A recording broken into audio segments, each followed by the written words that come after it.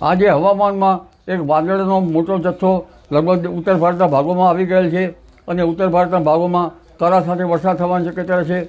કેટલાક ભાગમાં 70થી 90 કિલોમીટરની ઝડપનો પવન ફૂંકાવાની શક્યતા છે, ક્યાંક 60થી 70 કિલોમીટરનો. પણ તેની અસર લગભગ ધીરે ધીરે ગુજરાતના ભાગોમાં આવવાની શક્યતા રહેશે. સૌરાષ્ટ્રના ભાગોમાં પણ આજે કેટલાક ભાગમાં પ્રી મોન્સૂન એક્ટિવિટીનો વરસાદ થવાની શક્યતા રહેશે.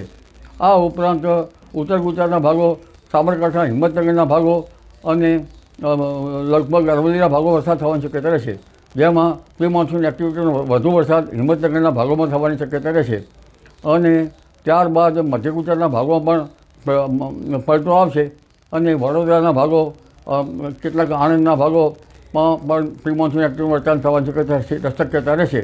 પંચમહાલના ભાગોમાં, દાહોદ, લુણાવાડા વગેરે ભાગોમાં વરસાદ થવાની શક્યતા રહેશે. અને દક્ષિણ સૌરાષ્ટ્રના કોઈ ભાગમાં પણ વરસાદ થવાની શક્યતા રહેશે.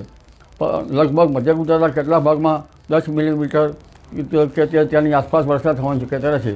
અમદાવાદના કેટલાક ભાગમાં 10 મિલીમીટર કે તેથી કંઈક આસપાસ વરસાદ થવાની શક્યતા રહેશે. ગાંધીનગરના ભાગોમાં પણ 10 મિલીમીટર કે તેથી કંઈક ઓછો વરસાદ થવાની શક્યતા રહેશે. જોકે ઉત્તર ગુજરાતના ભાગોમાં તો 40 ml જેવો પણ પવનની ગતિ વધારે છે. ગુજરાતના ઉત્તર ગુજરાતના ભાગોમાં પણ, કચ્છના ભાગોમાં પણ પવનની ગતિ વધારે છે.